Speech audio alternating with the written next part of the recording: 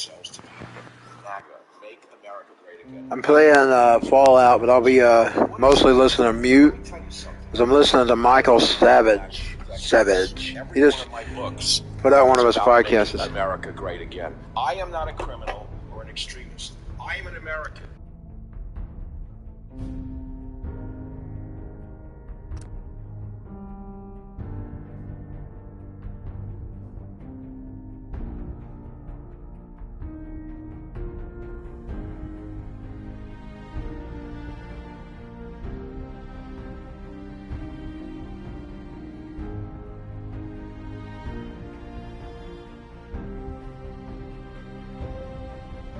Time. Hey man, he's right. What is MAGA? Joe Biden is like a styling.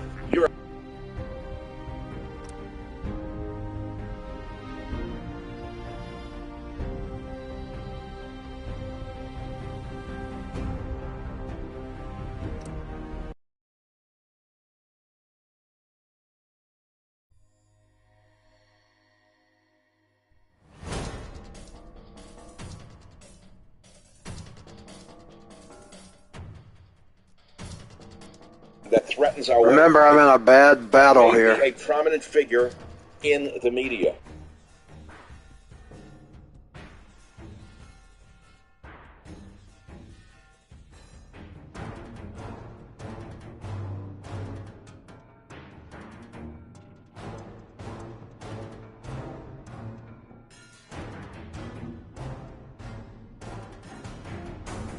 Yes, you heard me right. I have eyes. I can see who they are. Did you see the latest crop of illegal immigrants coming in from Venezuela? I was the first in the meeting to say that they're... She's out of the thing. They're emptying out the rapists, the murderers, and they were. It came out in the newspaper. You didn't see that on NBC, CBS, or ABC. Wolf Blitzer, that lying, two-faced phony, didn't say anything about it, did he? When it comes to our culture, we're being told by the left wing, by Joe Biden, to let the illegal invaders, as well as the legal newcomers, redefine and reshape our culture into their own image. I say no. Wake up, America. Our borders, language, and culture are being threatened. And it's up to us as principled, patriotic citizens Mr. Savage is on fire to protect the freedoms. Of course, I know he done it earlier. But if the price of liberty is eternal vigilance, then only a more savage nation will enjoy these liberties. If you roll over to the threats of Joe Biden, you'll wake up to having no nation. No nation at all. Now, I'm Michael Savage. I'm the son of an immigrant. I've worked as a factory worker, waiter, teacher, New York social worker, medicinal plant explorer, scientist. I've earned 2 master's degrees, one in medical anthropology and one in medical botany. I earned a PhD in epidemiology and human nutrition from the University of California at Berkeley. These are top-flight credentials for anyone. So, I'm as much an American as Joe Biden, if not more so. He has no right to tell me I have no right to love my nation. And I pray to God that we will one day return America to our glorious roots of freedom, faith, and family. That's right, the America that once was. Freedom, faith, and family. And the America that could be again, if you have the will to stand and fight against the enemy within. Because we have many enemies within right now. He wrote a book called Enemy Within a long time ago. Some of them called police. Some of them called FBI agents. Some of them called CIA agents. Yeah, to all you good ones. Our schools are now teaching perversion, not patriotism. We salute you. Our courts are ruled by red diaper dope. Now some of you are probably listening to me. Unborn babies are being slaughtered and their body parts sold. Illegal probably the bad ones are listening, being courted by left-wing psycho politicians like Nancy Pelosi. The phonies in the liberal media are undermining both the police and military, and our cities are burning, melting down. So who are the only people who are not considered MAGA in this country? He says he separates MAGA from other Republicans. There are no other Republicans. Either you're MAGA or you're nothing. They're fake. You're either MAGA or a bloody socialist. And They're your dream Republicans of the in States of America will not happen in this country, Joe Biden. Amen. Never. You, along with Obama, will never transform the greatest engine of freedom the world has ever known Amen. into a Stalin-like dictatorship. The American people will stand up to you. You are the most polarizing president in our history. You try to transform us into Caracas, or worse than Caracas. That's the old Moscow. Trillions in new debt.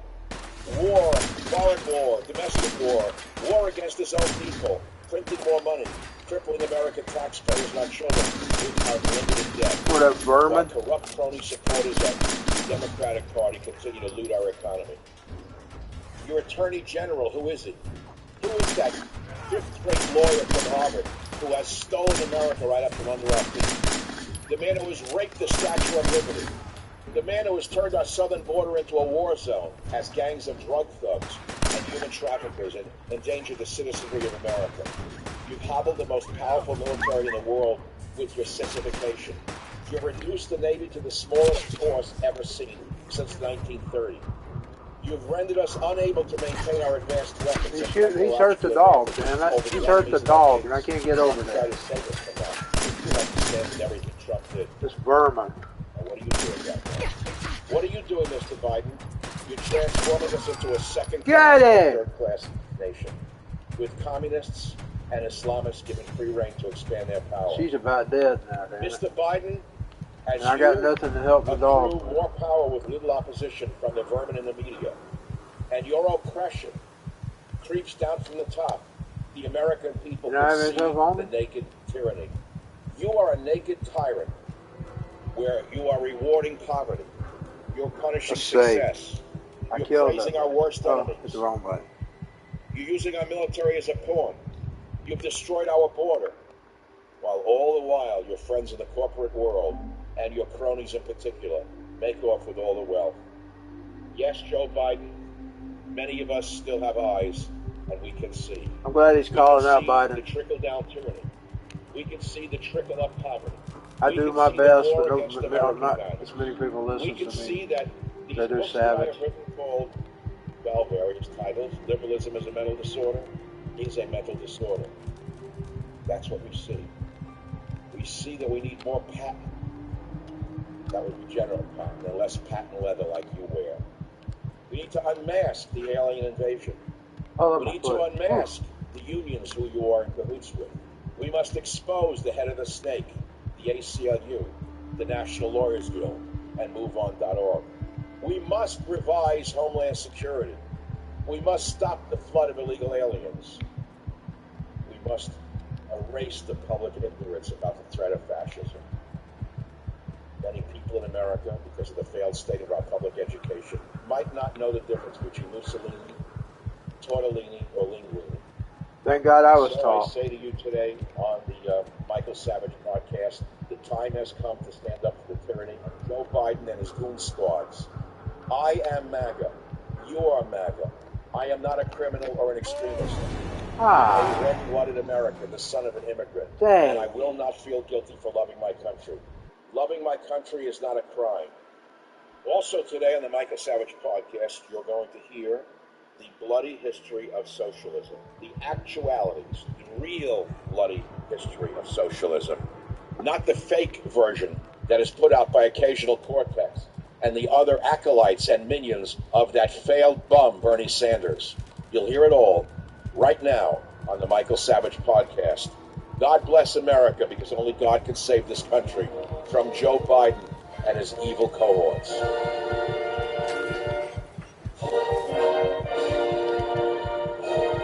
Some of us forgot the lessons of communism and the Soviet Union.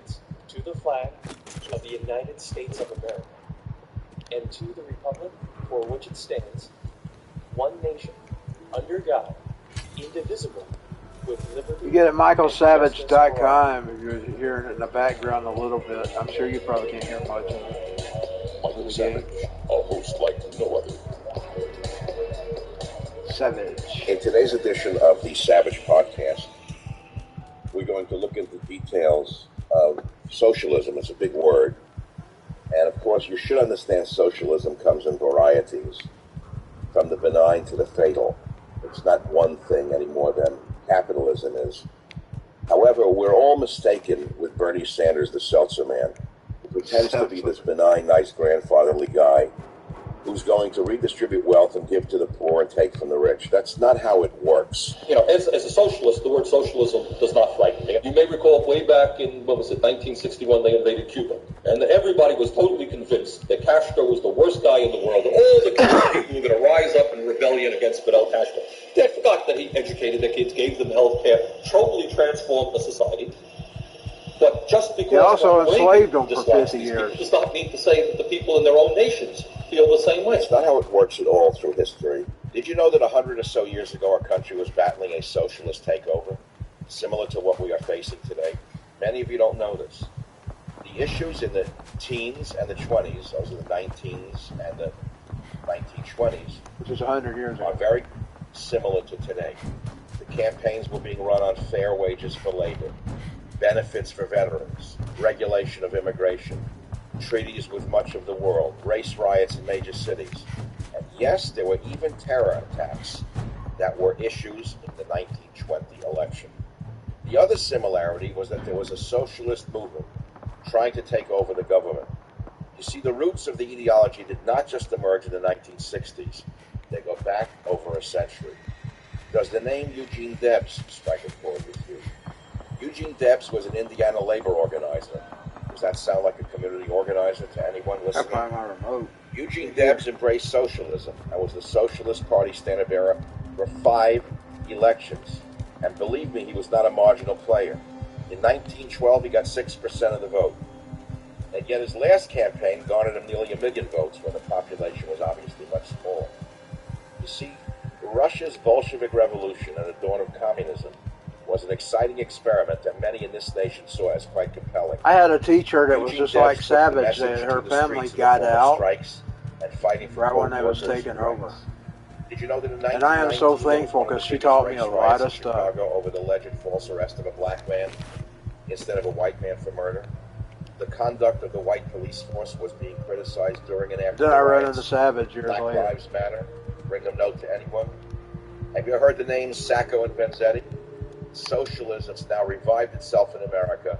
This is not the first time America's faced a socialist takeover. And what you're getting today on the program is a good lesson. It's a very good history lesson. And we'll continue with it. Have you ever heard the names Sacco and Vanzetti? These were radical socialists who followed an Italian I don't remember if I heard of them. Luigi Galliani, who formed a group that was bent on I've carrying out forgotten a terror lot of bombings things, and assassinations right here in America. Well, that's what Sacco and Vanzetti carried out, and they were arrested and executed for doing it. They blew up Wall Street, killed a lot of people. And the word bomb thrower was attached to, if you're going to believe this, to Italians for years after that. Did you know that? It was in the common parlance. Oh, God, no! Thank God. People were Italian. She got away. Now, this is what they're building, a scorched earth. Although it was Teddy Roosevelt, he's even got a book about that. Movement, and Woodrow Wilson, who was sympathetic to socialist ideas, it was not until Hillary's role model that centralized top-down government power was the bitches guy. Franklin Delano Roosevelt, the icon on the left, the bitches guy. A closet full of advisors, some of whom secretly met with Joseph Stalin, the dictator, to study the communist experiment. And then he started his own brand of centralized top-down government on the U.S. economy. He took advantage of an economic crisis by creating public works programs on the order of what Stalin was doing in Russia. In fact, Hitler did the same thing in Germany to jumpstart the German economy. Did you know that? Did you know that that's how Hitler won the popular vote? It wasn't that his politics of racism were so popular with the German people. It was that they were stabbed in the back in World War I. They lost an awful lot of land that never should have been taken from them after World War I. The League of Nations is who started World War II. And Hitler was promising to take it all back. Reparations. The German people needed someone to come along to restore their economy. Exactly. Hitler was the man. He did it. He did it through public works projects. The only difference between what Hitler did and what Stalin did, and even what FDR did with the people's money, was they actually built things. They built bridges. They built tunnels. Look around in this country. That's even where the interstate came from. In New York, you see the Lincoln Tunnel. These tunnels were built during the 1930s with WPA money and other money, sent money that came from the government. They put men to work. I ride in San Francisco through tunnels and I look at the tile, the ceramic tiles that are still in these tunnels, and they're still there. They were put up in the 1930s. I don't know what kind of glue they used, but you go through the Broadway Tunnel in San Francisco. That tunnel was built in the 30s with money that was used to build things. Now compare that with the phony in the White House, the demon in the White House, the man who says he's not a demon. He took trillions of dollars when he first became president, and he said he was going to use it to restore America. Have you seen one bridge built that has the name Obama? Some schmuck was shooting fireworks at 3 a.m. in the morning. I tell you right now, these people are just disrespectful garbage. The money was stolen by his cronies in the corrupt, evil Democrat machine. Probably some schmuck they bought here from a third world. When Debs failed, Franklin Delano Roosevelt succeeded. Oh, he's white, red, Dick meth head. He created one agency after another, and he tried to manage every aspect of an economy inherited from Herbert Hoover, who also saw the government as a tool to correct commerce in the United States. Found some super duper mark. Oh, Lord. Roosevelt could not get his plans and agencies in line with the Supreme Court. He packed the Supreme Court. He's probably going to run into some stuff here. Plan after plan, agency after agency failed to produce the productive economy I better say promising. The same way that Soviet communism and the master planners in Russia failed to provide even the basic necessities to its citizens. What happened was the rich got richer, the poor got poorer, and the divisions between people were continuing to grow under this socialist philosophy. And what was it that got us out of this mess? What caused the nation to unite? And here's the most important thing you're going to learn today. Don't touch that dial. What got us out of that mess? What restored the economy that Roosevelt tried to fix with centralized government and government money, meaning taxpayer money, and the highest taxes you've ever seen in the world? A world war. The prospect of World War III now looms. Do you know why? Over here. Because war mongers in both parties, neocons, neolibs, are salivating for a war with Russia. Yep. They feel that that would save the economy. They feel that would lead us to an economic prosperity, as all of our industries would be called on to produce at high levels. It would lead to full employment. Is that what you want? Is that what you want from a Democrat president?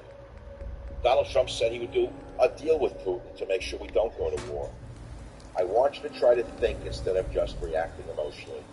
Imagine the world if that happens. Imagine what you will be facing if we have a war with Russia. And this is not hyperbole. Why not own something that has never been valued at zero? Gold. Historically, gold is your best hedge against inflation, which is rising like a hockey stick as we speak. The smartest Americans diversify their savings to protect them from downturns in the market. Right? Birch Gold is the only gold company I trust. It helps you hold gold and silver in a tax-sheltered retirement account. In fact, if you have a 401k or IRA that's underperforming, you just text SAVAGE to 989898 and convert that into an IRA in precious metals right now. So text SAVAGE to 989898, and my friends at Birch Gold will send you a free info kit on diversifying gold tax-free. Hedge against inflation, protect your hard-earned money, get your free info kit by texting SAVAGE to 989898. Do it now. Birch Gold is the only gold company I trust. The Savage Nation. It's Savage on Demand.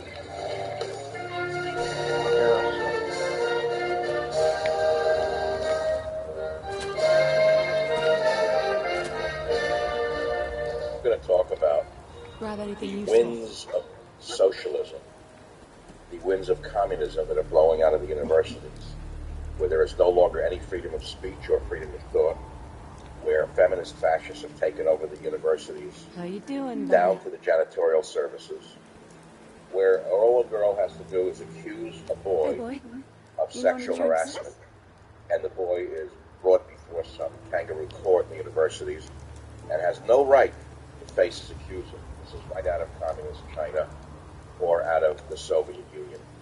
And these winds of socialist fascism are blowing from the universities through the media into the political system. And we see guys like Bernie Sanders. Yes, Congress was behind even this Hillary Clinton crowd that capitalism is not her. started with Marilyn Manson. The Congress and them had got involved in it before it all started rolling. That old girl, what's her name? Evan Rachel Wood. to love the masses, pretending. And why the hell Congress is attacking somebody like Marilyn Manson is beyond me. The common person. I'd like to today give you a little history about the bloody Bolshevik. The church has always made him sound like he was a devil. The bloodiest. He can't be the devil they're trying to make him out to be. Just saying. I've always said that, by the way. The Russian Revolution. As did my fighter. Secrecy, suppression, state-sponsored persecution across 1/6 of the Earth's land. That's something if my fighter said What touched off this fuse, and could it happen here? Well, it is happening here. Not could it happen here, it is happening here. Because he doesn't like bad people. I want to talk today about things you didn't know about the Russian Revolution. A ghoul. Where the fuck is it at? The uprising in 1970. Oh God, I'm out of breath. And how most of the leaders of the Russian Revolution were upper middle class. Got him! Higher families. They were not from the I wouldn't get the other two. All like today, from families with money. And I think it's very important that we learn how to It ain't swinging. First thing you have to know is that the Russian Revolution was a result of propaganda. The Bolsheviks out of bullets. were early Russian revolutionaries. He's running. Look at him. Propaganda, and they used it. I can't even get to the schmuck. They popularized the image of the bourgeoisie as enemies of the working man, and they cast their own leaders of Russian uprising as working. There we go. Got him. Heroes, even though they were not from the working class. That's the first time I've ever got them that good. So propaganda was an important Which one of them have bullets? Part of the success of the Russian Revolution. And the images were very clear. Do you want a socialist government here in the United States? I Do you don't. think you'd have more or less freedom? Are you a socialist? What would the United States be like if this was a pure 100% socialist nation? And as I've said to you before, it seems that one presidency follows another as a reaction to the one that preceded it. And what I meant by that, when I've said it several times, and I'll say it again in case you missed that show, it's an important observation. Obama was elected as an antidote to the Bush war in Iraq. If I had to reduce it to a simple term, Bush brought us to a war no one wanted, a war that unfortunately has turned out to be a disaster on every level. The dictatorship of Saddam Hussein has been replaced in ways by far worse people than Saddam Hussein, as you will soon see. As Muqtada al-Sadr, who killed many of our troops, might wind up running Iraq. So in other words, America hated the Iraq war. They hated Bush's lies about weapons of mass destruction given to us by none other than the liar, John Bolton, who is now destroying the world. He's like a cyclops, John Bolton. Everything this man touches turns to fire and brimstone. So Bush gave us the war that nobody wanted, the Iraq war, based on lies. Lies promulgated by John Bolton about weapons of mass destruction that didn't exist. And who followed Bush? Who was the antidote to Bush? Barack Obama. Obama came along and he promised peace and love and, I guess, what's the word they use? Transparency is the funniest word on the planet. He was secretive. He created the greatest police state in U.S. history, maybe world history, Obama. But nevertheless, he presented himself very well. He was a super fine salesman and a great con man. And America fell in love with Barack Obama in the beginning. They believed him. I could have liked him for what he said, but I knew it was telling lies. And then what happened after Obama's embrace of, let us say, Islam? I think my daddy did buy him up for a while. So the end, then he started couldn't hide the fact that he worrying came about from him, two Islamic but he died fathers, before he even left biological and one adopted. He couldn't hide the fact that he was in love with Islam. And the American people had seeped down to the average Joe and Jane, and they saw the results of it, one terrorist attack after another, kowtowing to the Saudi king, the disgrace that he presented America as to the world. And so people had enough of his anti-Americanism. Where is this thing at? Yes, it was close, but Donald Trump won. I would say a moderate form of nationalism based upon my writings, and as a result, he won. And his Make America Great Again is an antidote to Obama's dog, Make America Go Away Again. I don't know if I have any of those So this whole idea of promising jobs for all, government jobs for all, like the Democratic contenders, follow millennials in embrace of socialist idea. Bradford Richardson, Washington Times, very important article. They're embracing the birth of Karl Marx. Groundswell of support for the communist theorist ideas. Dozens of Democrats I've killed a bunch of them. running for local office have embraced the pretty good socialist tonight. label. National Savage party makes leaders a are good advocating team. bigger government as they jockey for I don't position usually on the do this left wing good. of the party. Well, unfortunately for them right now, Maybe I need to turn on job is Team not necessary Savage because there aren't enough every other people night to when fill I'm the playing jobs in this. the private sector.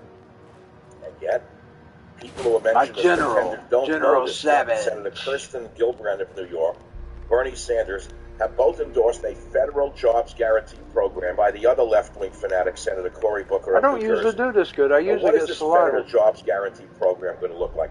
Who would pay for it? Why, you don't know who would pay for a federal jobs program? It has to be paid for by people not in the federal government. Oh, what happens when the money runs out? Well, the jobs run out. And you wind up with one salami in a butcher store with people around the block trying to buy the one salami. Yep. Just look in Venezuela, you know what I'm talking about. Do you want a socialist government here in the USA? Would you have No. more or less freedom? Those who've lived under communism know the answer. Idiots who've lived under nothing but their parents' largesse know nothing at all and love socialism. They're called the college sex maniacs and drug addicts. You know, I keep hearing young people who are stupid, dumber than you've ever seen, talk about socialism with stars in their eyes because they've never visited these states, these nations that are run by socialists. And then I realized something in bed last night. Socialism cannot work in a nation full of lazy people. And that goes for most nations on earth. What you don't understand, most of you don't understand this, is that man is inherently a lazy animal. I don't think you understand it. This is not a racial thing. It's not a gender thing. It's not a gay thing. It's not a straight thing. So put away your hatred for a minute. Man is by nature lazy. He'd rather do nothing and collect a check for doing nothing. He'd like to sit home, drink alcohol, smoke marijuana, do drugs, go to a dance at night. In other words, do nothing. Just be lazy. That's what man would like to do. Most men are lazy. Anywhere on earth, they sit around doing nothing. That's what the third world is in addition to struggling for food, they do nothing with themselves. So if you apply socialism, or give them the opportunity to have socialism, of course they'll say yes. They want all of the money that the people who are creative and productive produce to be given to them. And then they don't understand they'll wind up eating themselves and have nothing left. As Margaret Thatcher said, socialism is a wonderful system. Wonderful indeed until you run out of other people's money. But you can't explain that to a stoner in his 20s. They have no idea what the real world is like. They spent the last 6 years in college living on their mother's couch, getting stoned, chasing sex, and they know nothing about the real world. Then they go out to get a job, and they don't get a job because they have no skills whatsoever. So what do? They blame race, they blame sex, they blame this, they blame that. But it's because they have no marketable skills. Nobody wants a deadbeat in their corporation. You don't even want them working for you in a delicatessen. They can't even make a sandwich right. They get fumbled up. You ask them to put corned beef on a piece of bread, and the corned beef winds up on the floor. The mustard is in their hair. Then they go home crying. Then they scream they want socialism. That's what's coming out of the colleges today. They don't understand that socialism is loved by people who are lazy bums because they get something for nothing. The Savage Nation. It's savage, uncut, unfiltered, and raw. I want to spend a few minutes about the rise of Nazism and the rise of Mussolini's black shirts for a couple of reasons that you'll come to understand. I don't have a lot of time to do this. I could spend hours on it.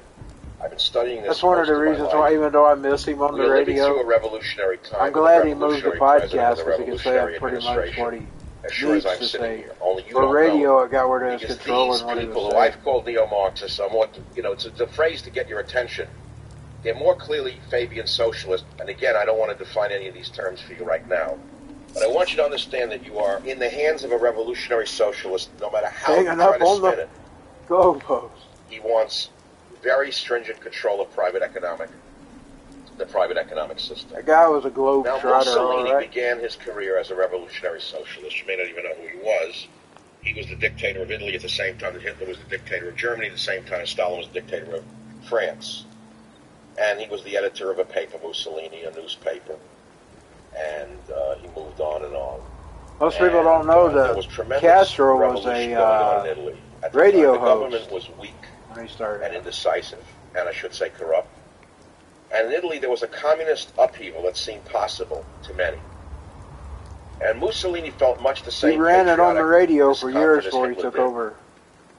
And he began to organize Cuba. a national movement of black shirts, the fascisti.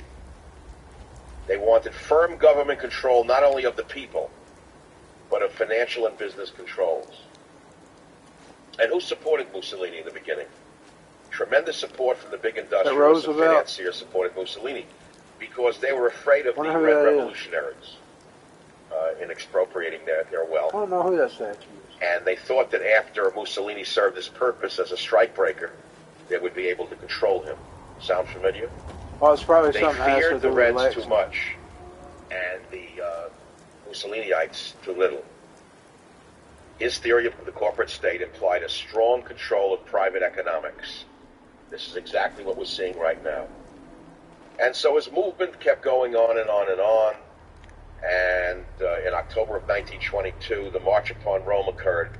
That was a seizure of power by the fascist organization.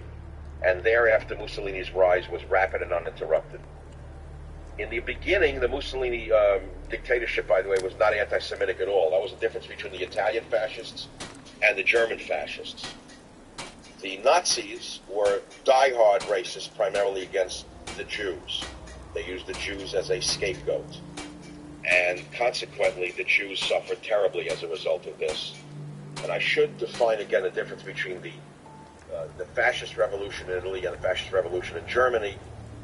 Was distinctly different in that regard. There was no racism in the fascists of Italy initially, but Hitler imposed it upon Mussolini later on. He made him do it. Those of you who know anything about the history of fascism in Italy know exactly what I'm talking about.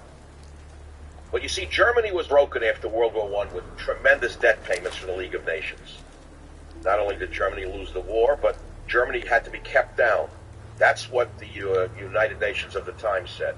Germany had to be kept down. The League of Nations said, keep them down. And so they tried to break Germany even further, and they had the problems that I've described before, runaway inflation and whatnot. In the midst of all of this, a new voice became audible amongst the clatter. It was an angry voice. It was an angry, strident voice, but it said what millions of crazed, distraught Germans wanted to hear. Had been feeling, that Germany had been cheated and betrayed. Germany had been cheated and betrayed, and that Germany need to have the pride that it once had occupied before 1914 restored. And this voice said that Germany had not been defeated on the battlefield. He said that Germany had been betrayed from within. She had been betrayed in particular by her intellectuals, by the Communist International, by the academics, and by the Jews. And then he called about the nation to return to its racial roots, to the strenuous warrior life of the ancient Aryan Teuton. This was the voice of the Austrian painter Adolf Hitler. And it had a horrible appeal to the vast and growing mobs of adolescents who had no prospects in life. They were unemployed. And so he appealed to the unemployed, and they developed an organization. So bad as that could happen again. And that organization was a political party called the National Socialists, emphasis on the word socialist. Many of you don't understand that Hitler was a socialist. Yeah, they don't. Socialism, Nazism, was a socialist movement. They don't even know what it means. Many of you are in denial about that. And so here are two extremes of fascist movements, Germany, Italy. What does it have to do with the confusion you're living through now in America? Everything. What you don't understand is that you're living through a revolutionary period in American history. Many of you are focused rightly on this, on the bailout, on the mortgage, because you're so wrapped up in it day to day, you don't know what to do. But there's no one out there in the media other than me to explain it in the context of what it is, because they don't have the ability, the background, the education that I do. And I'm not condemning them, I'm not boasting. Don't take me wrong. Please don't take this as a boast. They don't have the global capacity to tell you what's going on. Some of them who have high school educations, who are struggling hard, say the word socialism and socialist. Intuitively, they're right, but that's as far as they can go, because they don't understand any more about it. That's okay. They can learn. Doesn't mean they're stupid. They just don't have the education to understand the context of what they're saying, socialist about Obama. I do. And so I'm helping you with this. As the most highly educated... I do the best I can from what I remember. I am helping you understand that you're living through a revolutionary period and that we have a revolutionary socialist administration. And what he's trying to do now, he has already achieved control over the private economics almost of this country. Halloween, That's why there was a mini revolt on the floor at the Chicago Exchange. Those guys understand what he's doing. That's why the markets have declined. Pure unadulterated capitalists on the floors of these exchanges understand that there is a socialist running the government right now. They got it. They may not say it, but intuitively they know it. The only thing he's not yet done is get total control over the people. He will have firm government control over the masses if you don't. And it's Happy Halloween. He's not yet achieved what Hitler and Mussolini did, which took them 10 years, which is a complete and total control of the masses. There was an executive order from the Department of Urban whatever. Yes, the White House Office of Urban Affairs. And if you go on the White House press release, it's rather innocuous. Another department whose function is to provide leadership officially in Halloween. Policy agenda for urban America, crossing all executive departments taking. God! What is it for? Got it. Coordinating the Department of Treasury, Department of Justice, Department of Commerce, Department of Labor, Health and Human Services, Department of Transportation, Education, Protection, fucking motor.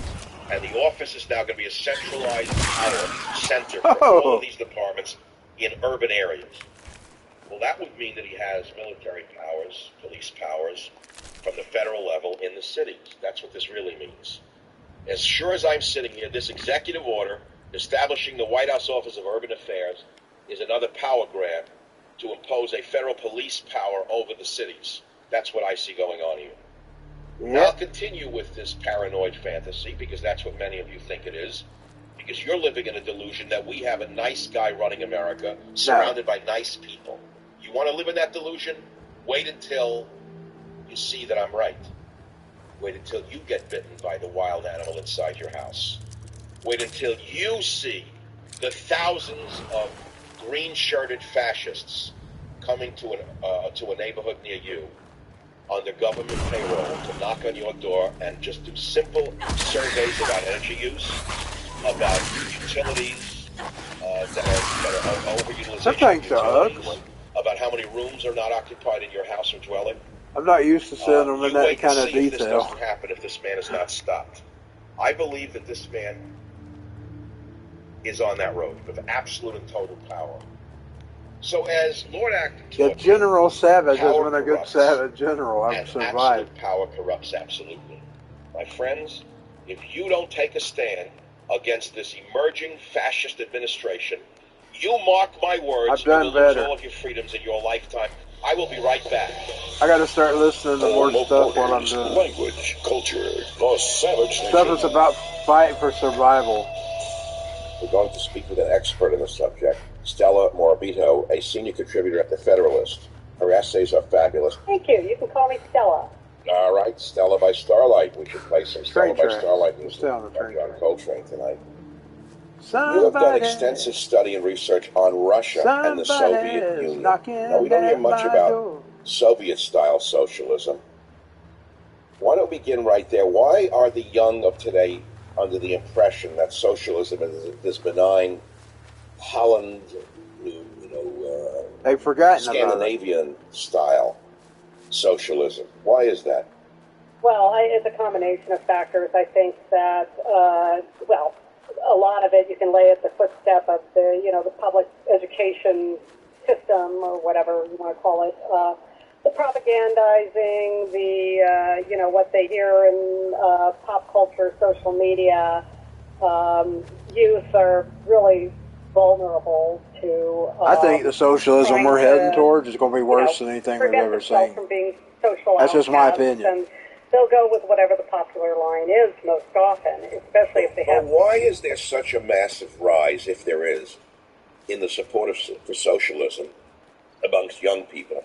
Obviously, they're being taught that it's the right I think system. It's going to make Russia look a reaction to Trump? very beautiful, very friendly. Is there a reaction to Trump? Is there a reaction to Facebook? I think it's going to make the Soviet Union look Twitter and all those people are not paying their fair taxes by using offshore corporations. Mm-hmm. Yeah. Well, The Russians. I think that were in those days, if any of them still exist by that time. And the fact that them generations are dying out. K-12 education and Lord! Now they finally got independent thought. The animals finally got not something that's encouraged. The kids are constantly propagandized and punished if they don't go with the politically correct line. Yep, so you get punished. It's really more a lot of times I just take their punishment. A matter I'm not of a kid, but than really understanding or even wanting to understand, I think, at this point. I just find ways around their punishments. What socialism actually means, which is really the consolidation of power. And, one click basically decides,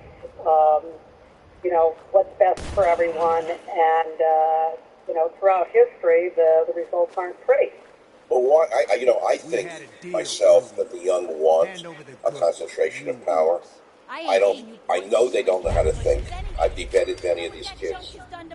It's up to they whatever they are on this program. They don't really want to think. They don't know how to think. They've not been trained to do critical thinking. And they want society to think for them as long as they think it's a good society and a good leader. And they want this elite vanguard, as Lenin put it, to lead society. They want heavy executive power. They don't want to think about it, and they want guns. I don't want to go down the list of what they want. We'll do that in a minute. And of course, when they hear that it's good for equality, that's what they really want. Because they look around and they see bums in the street. Stella, don't you think? Then they see people flying by in their jets to hear about them. Or they constantly see degenerates in Hollywood exhibiting $40,000 shoes, $100,000 jackets at events. And they ask, why do some have the $100,000 jackets while others lay in a cardboard box? And I think the disparity that they see today in the streets has something to do with it. And we both know socialism is not the answer to this. It's something else, which we could talk about, I guess, later on. But don't you think that has something to do with it, the great disparity in wealth that we're seeing today? Well, what's ironic is that, those people with the $40,000 shoes and, the tech titans of Silicon Valley and all of these super rich billionaires, I mean, they're all on the same page for the most part with the, with this idea that, socialism is great, or that, big government, anyway, is the way to go. And, so that's pretty ironic. Yes, they do see a disparity. I think the disparities that they see are, used, because the media is, for the most part, controlled by those who, are power elites. And, whether it's the media, academia, pop culture, entertainment, they're all hearing this message, that's about what they call social justice, social and economic justice, and they get the images. They only get those images, of the disparities. Yeah, but they sport T-shirts for mass murderers like Che Guevara since the 60s.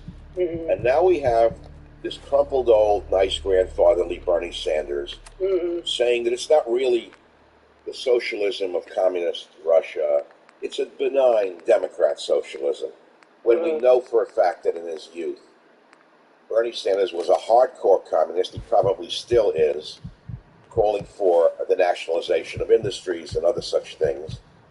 He's an extremely dangerous man. I call Bernie Sanders the most dangerous man in American modern political history. He has created the Frankenstein of occasional cortex, for example, who is a clear terror. He has unleashed a generation on this nation that could wind up being the Khmer Rouge of our time, and I don't want to go into the whole history of that again. And yet he gets away with it because people don't interrupt this man to talk about the results of such. I will get off for a little bit. I'll see y'all later. We all don't want to see people in the street in cardboard boxes.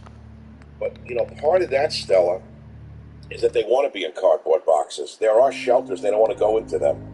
That's a whole separate story. I live in the worst city on earth for homeless people. There are plenty of shelters for them. They refuse to go into them.